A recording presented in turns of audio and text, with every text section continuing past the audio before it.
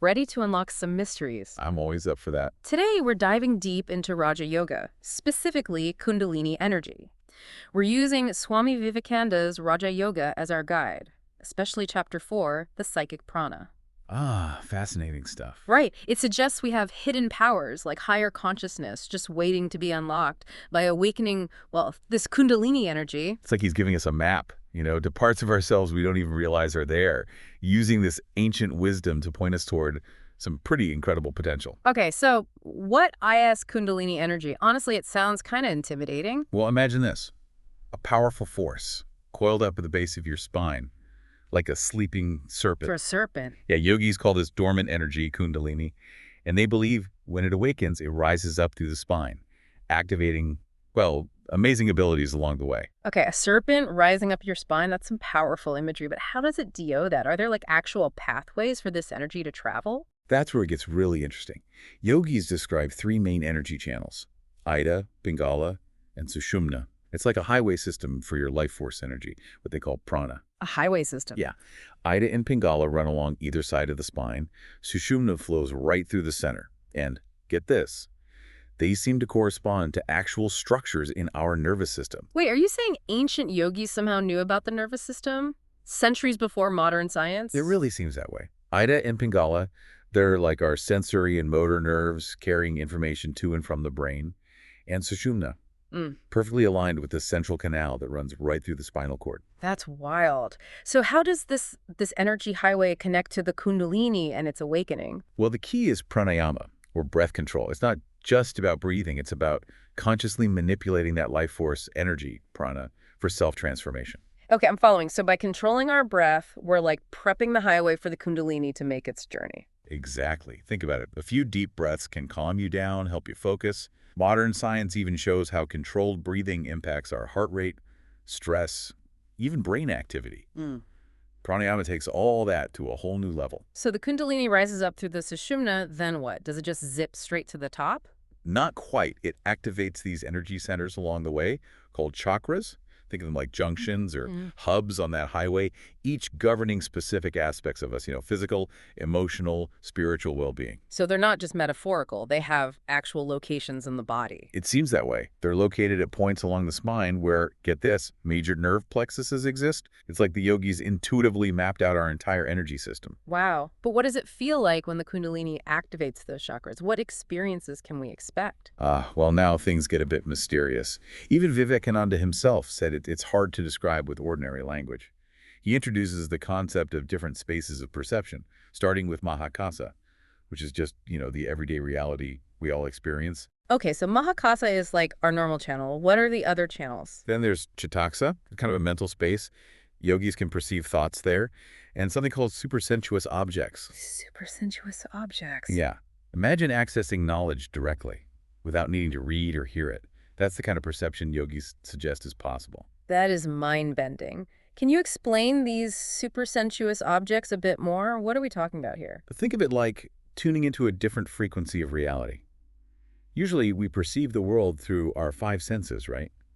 But what if there's information, insights, even realities beyond the reach of those senses? Yogis believe, through specific practices, we might be able to perceive those things. So some kind of sixth sense, but like amplified. You could think of it that way. It's important to remember the yogis weren't just seeking parlor tricks. They were exploring the very nature of consciousness, of reality itself, pushing the boundaries of what we think is possible. Okay, fascinating stuff. But we have Mahakasa, we have Chitaksa. Is there another one of these spaces? Yes. Vivekananda also describes Chitakasa. It's the ultimate knowledge space. Think of it this way. Mahakasa is your everyday radio channel.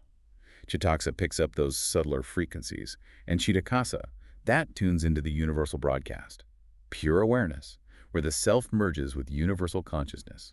Wow, the universal broadcast. That sounds incredibly profound and pretty abstract, too. Hard to even imagine what that experience would be like. It certainly is. And it's important to remember, these are descriptions based on the experiences of, well, very advanced yogis. We might not have those same experiences ourselves. But their insights, they offer a glimpse into the potential that might be long dormant within each of us. I like that perspective. Not about replicating someone else's journey, but exploring our own potential.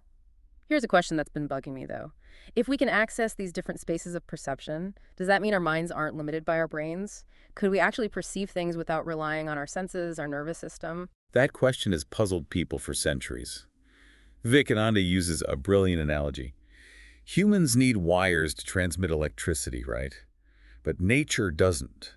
Just like nature can transmit energy wirelessly, maybe our minds have that potential too, to operate beyond the limitations of our physical wiring. Whoa, that's a mind-blowing concept. So our consciousness could be a wireless signal, not bound by the physical constraints of the brain.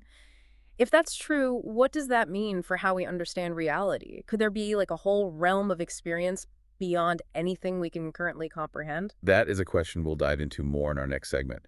But for now, let's just consider what we've already uncovered.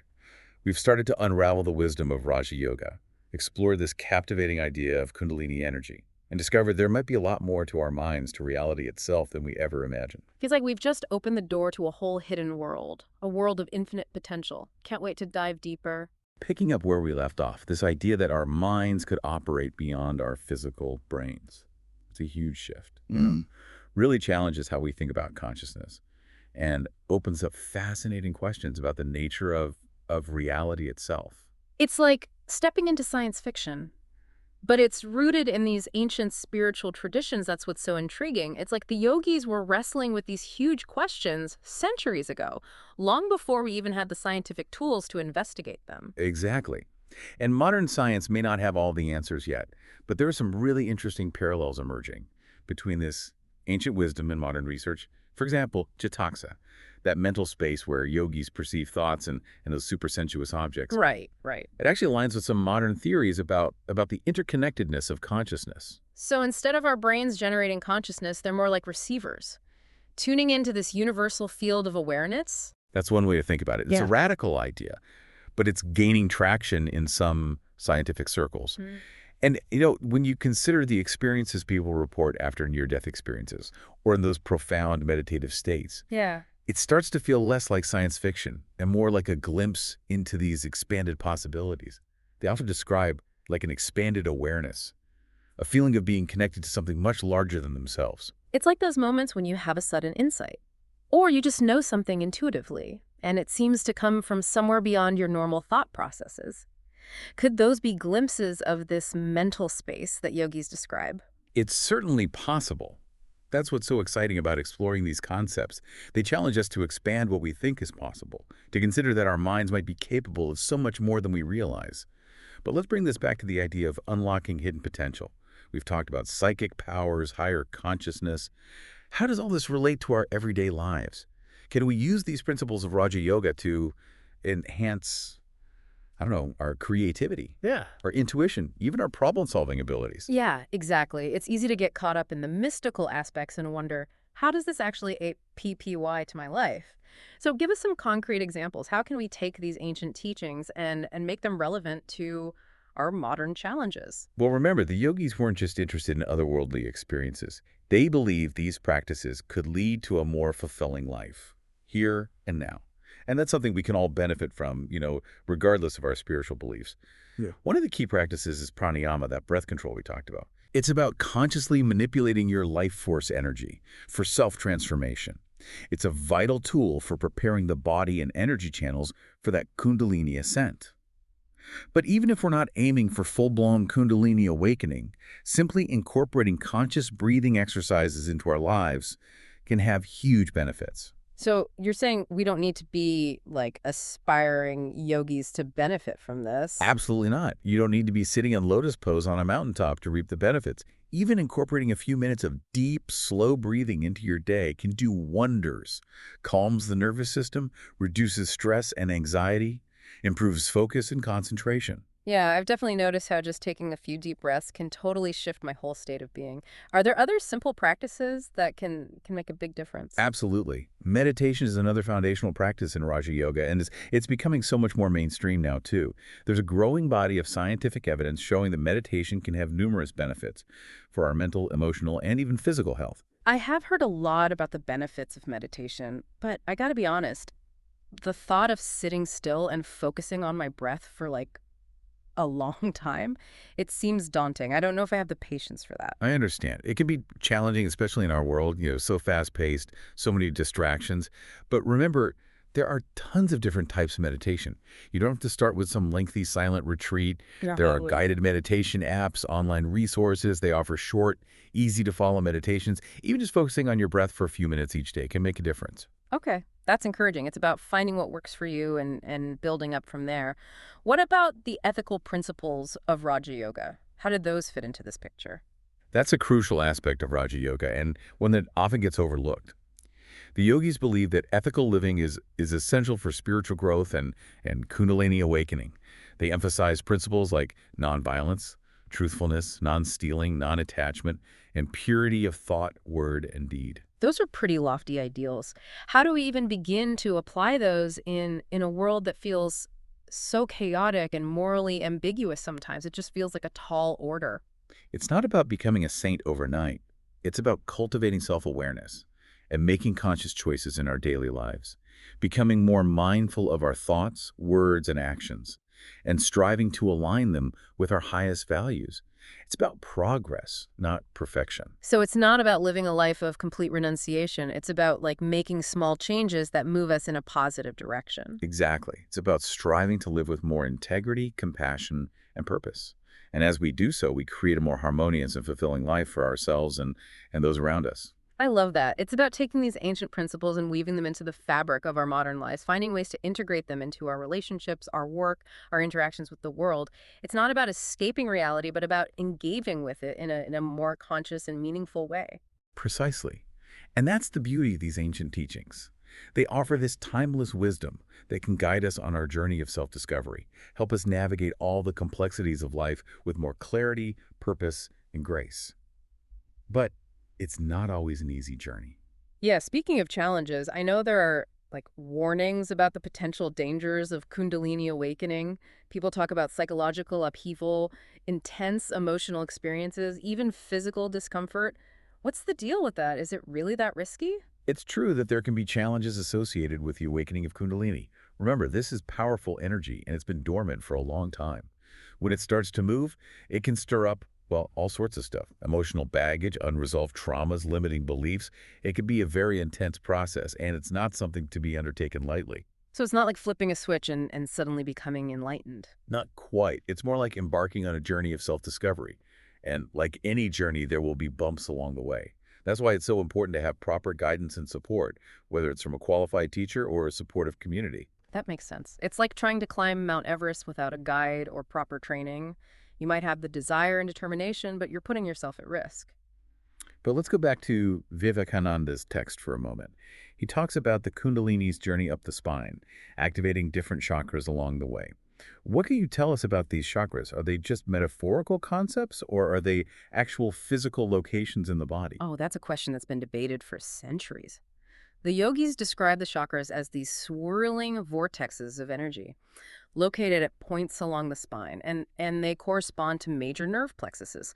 They believe that each chakra governs specific aspects of our physical, emotional, and spiritual well-being. It's like a map of the human energy system, with each chakra representing a different hub of activity. So it's not just energy flowing randomly, there's a specific system at play here. Exactly.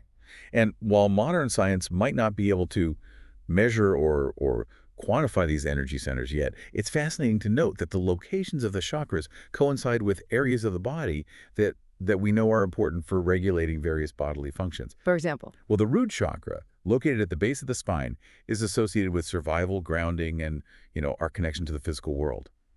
Ever felt that sense of fight or flight when you're in a stressful oh situation? yeah, That's your root chakra responding to a perceived threat.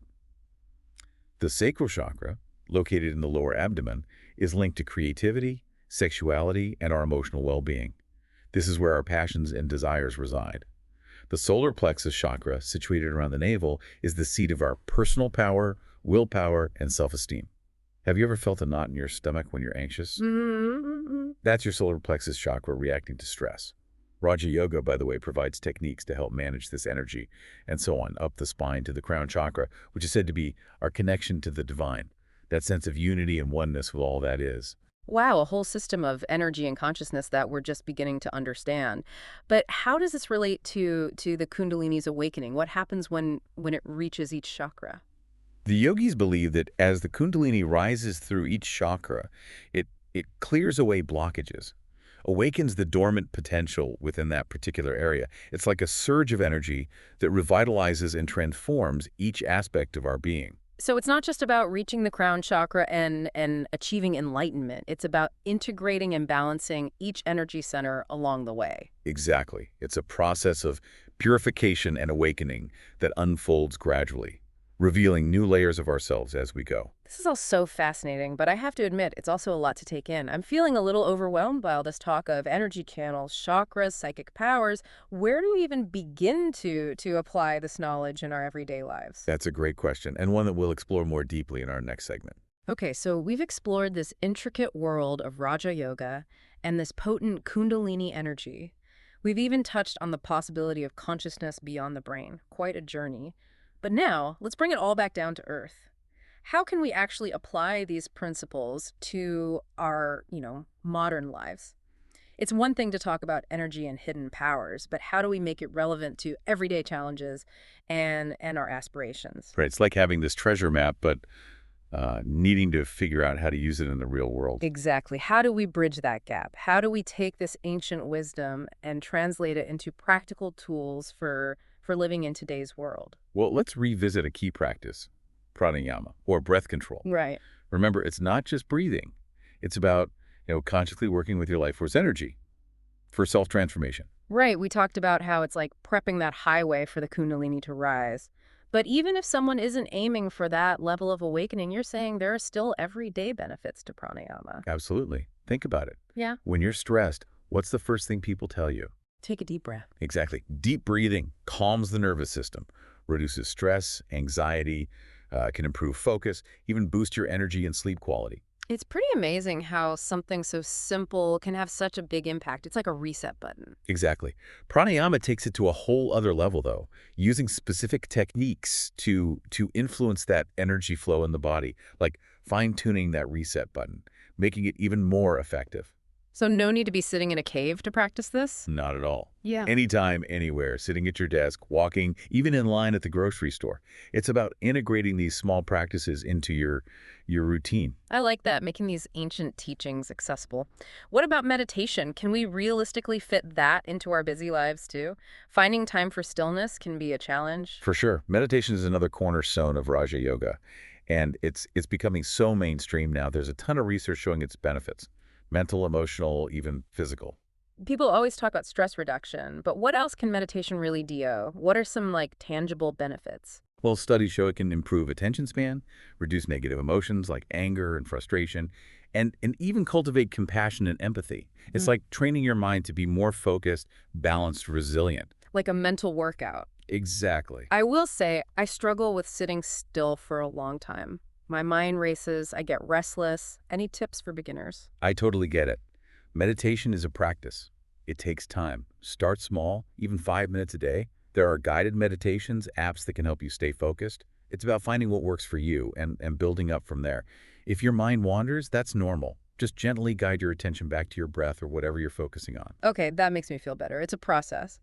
What about those ethical principles of Raja Yoga we talked about? How can we translate those lofty ideals into actions in our daily lives? Such a crucial aspect and often overlooked. Remember, the yogis believed ethical living was essential for spiritual growth and transformation. Nonviolence, truthfulness, non-stealing, non-attachment, purity of thought, word, and deed. Right, and we talked about how it's not about being a saint, but it can still feel daunting. Absolutely. The key is it's not about perfection. It's about aligning our actions with our values, pausing before we speak or act, asking ourselves, is this truthful? Is this kind? Is this helpful? Making conscious choices that move us toward integrity and compassion. I like that. It's about those small moments of decision-making, Yeah. where we choose a more ethical path, even in small ways. Yes.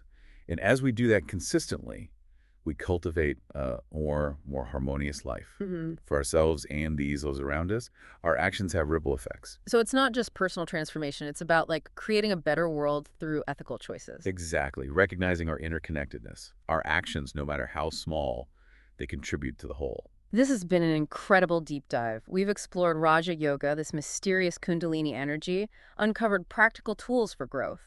As we wrap up, what's the key takeaway you'd like to leave our listeners with?